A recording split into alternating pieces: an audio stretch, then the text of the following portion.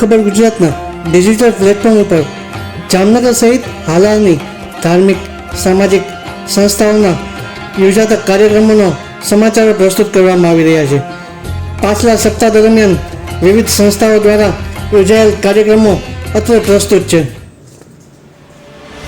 World donors day નિમિત્તે સત્યસાઈ વિદ્યાલયમાં Jamnagar NCC group હેડ ક્વાર્ટર્સના નિર્દેશ અનુસાર 8 Gujarat naval unit NCC Jamnagar દ્વારા રક્તદાન કેમ્પનું આયોજન કરવામાં આવ્યું હતું. આ કાર્યક્રમમાં જીજી હોસ્પિટલની બ્લડ બેંક શાખા દ્વારા રક્તદાન એકત્રીકરણની વ્યવસ્થા કરવામાં આવી હતી, જેમાં એનસીસીના આર્મી તથા નેવીના કેડેટ્સ, એએનઓ, પીઆઈ અને સિવિલ સ્ટાફ તથા સત્યસાઈ વિદ્યાલયના શિક્ષકો દ્વારા રક્તદાન કરી આ સેવા કાર્યમાં સહભાગી થયા હતા.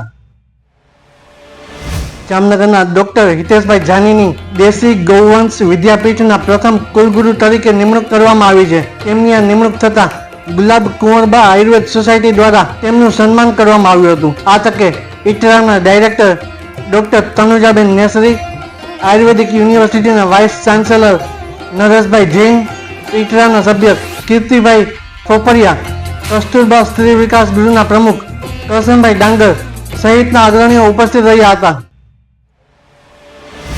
ચૂંટણી તથા રથયાત્રાના તહેવાર સહિતની બાબતોને ધ્યાને લઈ જામનગર જિલ્લા પોલીસ વડા પ્રેમસુખ ડેલુની અધ્યક્ષતામાં ક્રાઇમ કોન્ફરન્સ યોજાઈ હતી, જેમાં જામનગરમાં કાયદો અને વ્યવસ્થાની પરિસ્થિતિ અંગે સમીક્ષા કરવામાં આવી હતી, તેમજ શહેરમાં શાંતિ જળવાઈ રહે તે માટે જરૂરી સૂચનો કરવામાં આવ્યા હતા. પોલીસ વડા દ્વારા વિવિધ પોલીસ સ્ટેશનની કામગીરીની સમીક્ષા કરવામાં આવી હતી. આ ક્રાઇમ કોન્ફરન્સમાં જામનગર જિલ્લાભરના અધિકારીઓ ઉપસ્થિત રહ્યા હતા.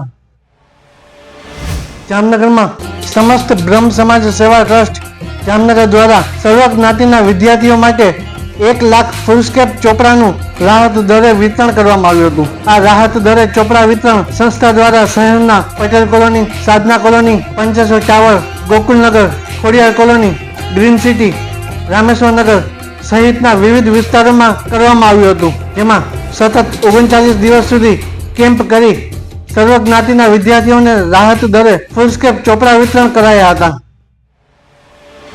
ભવંશ એકે દોશી વિદ્યાલય જામનગર કેન્દ્ર ખાતે નવી અત્યાધુનિક સાયન્સ લેબ તથા રોબોટિક લેબનો ઉદ્ઘાટન સમારોહ યોજાયો હતો. આ તકે ભવંશ જામનગર કેન્દ્ર સમિતિના chairman Himanshubhai Doshi, vice chairman Nimishbhai Doshi, principal તથા સ્ટાફ સહિતના મહાનુભાવો ઉપસ્થિત રહ્યા હતા. સાયન્સના એક પ્રયોગ દ્વારા ઉપસ્થિત મહેમાનોનું સ્વાગત કરવામાં આવ્યું હતું. આ ઉપરાંત ધોરણ 1 થી ધોરણ 10 સુધીના વિદ્યાર્થીઓ દ્વારા વિવિધ પ્રોજેક્ટ સમજાવવામાં આવ્યા હતા, જેને તમામ મહાનુભાવોએ પ્રોત્સાહિત કર્યા હતા. ખોડલધામ ટ્રસ્ટ કાગવડ સંચાલિત કેન્સર હોસ્પિટલ એન્ડ રિસર્ચ ઇન્સ્ટિટ્યૂટના લાભાર્થે જામનગર શહેરમાં મા ખોડલની શોભાયાત્રાનો શુભારંભ થયો હતો. આ શોભાયાત્રામાં ખાસ રથ જામનગર આવી પહોંચતા તેનું ભવ્ય સ્વાગત કરવામાં આવ્યું હતું.